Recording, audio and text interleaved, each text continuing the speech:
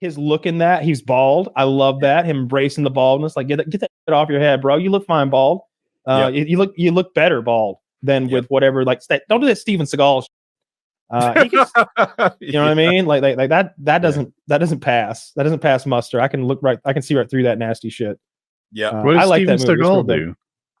A mixture of things. So there's definitely a hair piece going on at this point. But early on, what he would do is he would color his hairline in with like a marker. And so there's a famous time when he actually stepped off the set into the water, and they didn't warn him because they hated him. And so he like comes out of the water, and his hair's running into his face because he's magic markered his. See, there you go.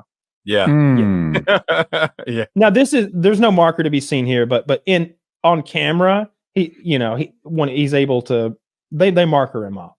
He looks terrible with the hairline. Have you heard this? Oh, he looks great there.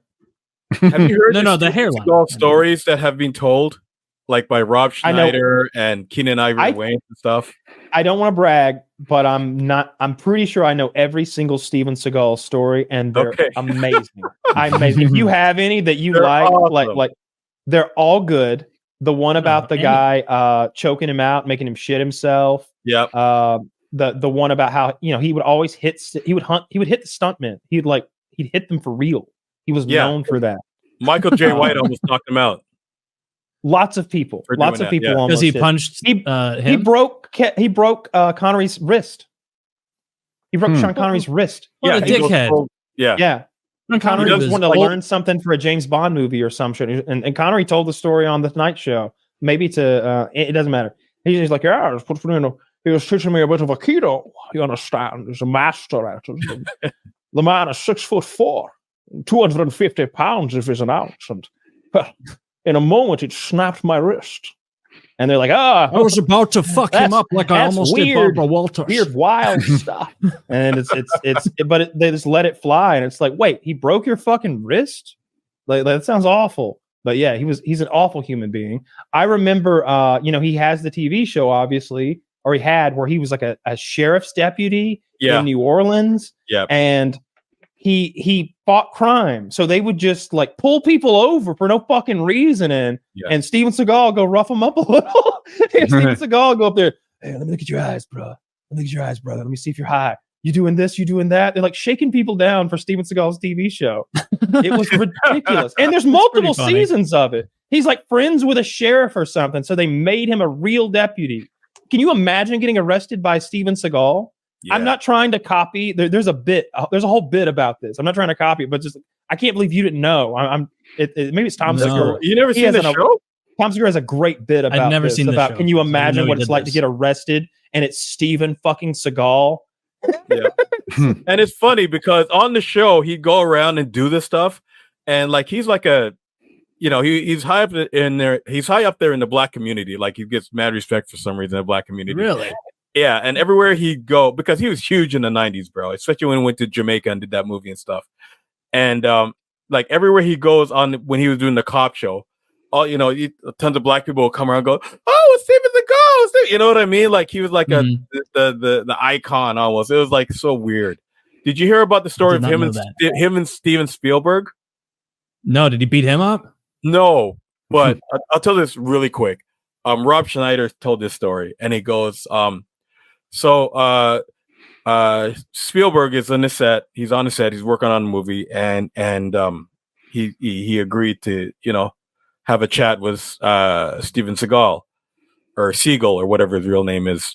And so Steven Seagal walks into his trailer thinking he's the big man and stuff like this, and he goes, "Listen, I read the greatest script I've ever written in my life. It's masterpiece." And it's something you'll thank me for giving it to you.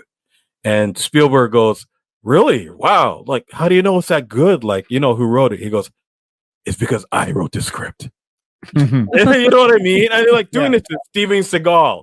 Steven Spielberg. I've heard, multiple people have said that he told that to him. He's like, dude, I like that confidence. I just read the greatest script I've ever read. And they're like, who wrote it? I did. Yeah.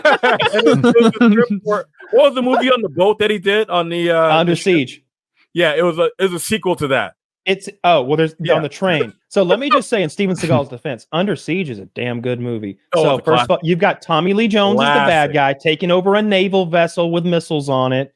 Big boobies coming out of a cake. It was awesome. Yes, is that Brigitte Nielsen's titties? Whose titties are those? Those are not Brigitte Nielsen. It was another. Whose titties? Those are good titties. They're famous titties. Oh, they're huge. I can't remember. Under Siege 1. Whose titties are those? I can't pull it out of my ass right now for some reason. Oh, I can't remember. That's a good movie. Yeah, and I think I like the one he did with the Wayans brother, where he takes the Wayans brother's got like a cold or the flu or something. He's congested, and they go to like this herbal shop, and he gives him some stuff. He's like, "Yeah, put that under your tongue." And he like puts it on his tongue. He's like, "What is it?" And he's like, "Deer penis." Yeah, yeah, I like that because my favorite story from that is when he finally gets the villain.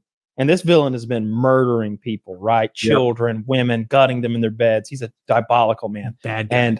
And Steven Seagal has him at gunpoint at an altar.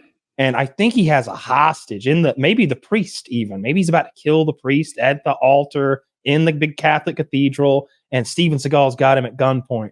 Well, during the filming of this critical scene, pivotal scene, Steven Seagal has gone through an emotional awakening. I believe he had met with the Dalai Lama. and he had been ordained as like a demigod or something, a deity. Yeah. And he took that 100% seriously.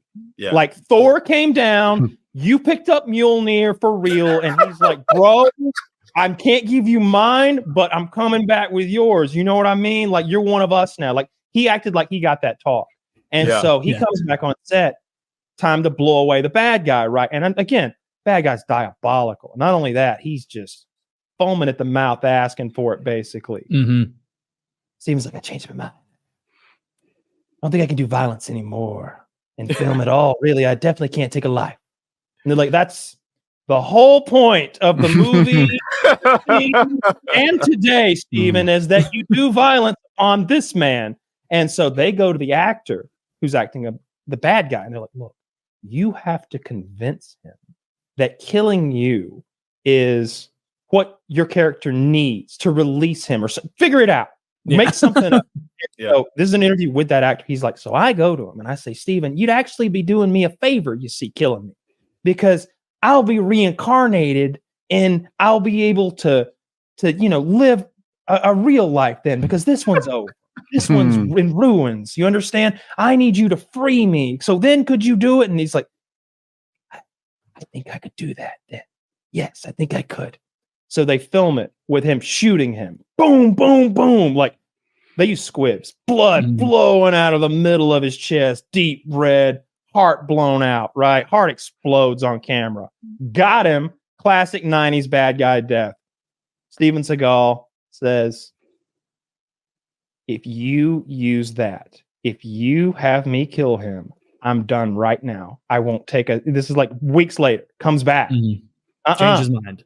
That's not how this works. I did not kill him. Fix it." And so they make the bad guy actor go back in ADR and record audio going, "Oh, it hurts.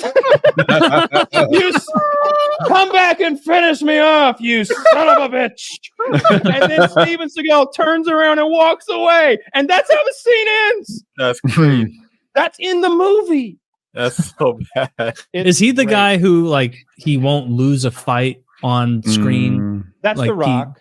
That's and that makes perfect sense. Like I can't think of too many fights that Schwarzenegger's ever fucking lost. You know? Yeah.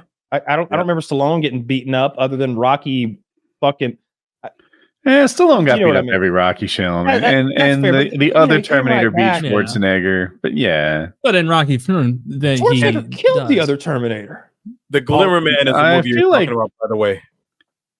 Okay, yeah, the one where he's the T-9000 or the metallic one, the T-2000. Yeah, that guy got the best of Schwarzenegger for all but the last scene. Well, no spoilers. Taylor hasn't seen it for some ungodly reason. You haven't seen Terminator 2? I haven't gotten around to it. Please go watch it. Wow. Okay. I watched a documentary about it last night. I gotta watch The Good, the Bad, and the Ugly first. and then I'll make my way to Terminator. Is that the one where Clint Eastwood rapes someone? Yeah. Have you ever seen Die Hard, Lethal Weapon, or the original? Let me know if you've seen it. Stop me when you've seen one. Die Hard? I've seen Die Hard 1. Oh, okay. Wow, I'm shocked. Lethal Weapon? No. Mad Max? None of those. No. I saw the new one with Tom Hardy. You didn't see the Mel Gibson ones. Have you seen the Avengers? No. The first Avengers movie. Yes, I'm almost positive I've seen. Yeah, the first Avengers. I have seen that.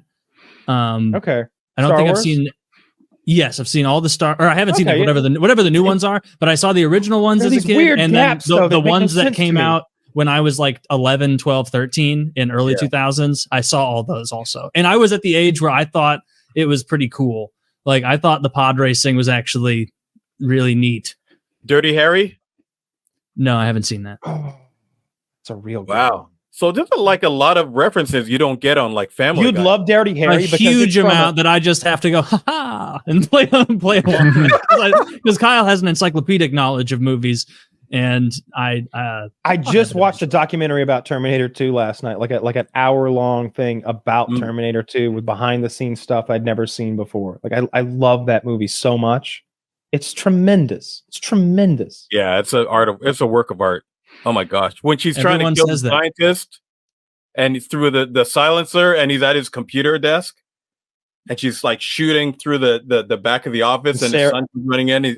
There's so many cool things about that movie, bro. Well, the whole movie's wonderful. You know? Love it. Have you seen Inception, Taylor? Spoilers? Seriously? No, of course. I don't give about spoilers. Don't tell him about Miles Dyson. Have you seen it? Inception? Yes. I have seen Inception. I liked it less than it came out like the same year or maybe like 8 months after Shutter Island, which was the other huge Are you Leo on Flex movie. With us? No.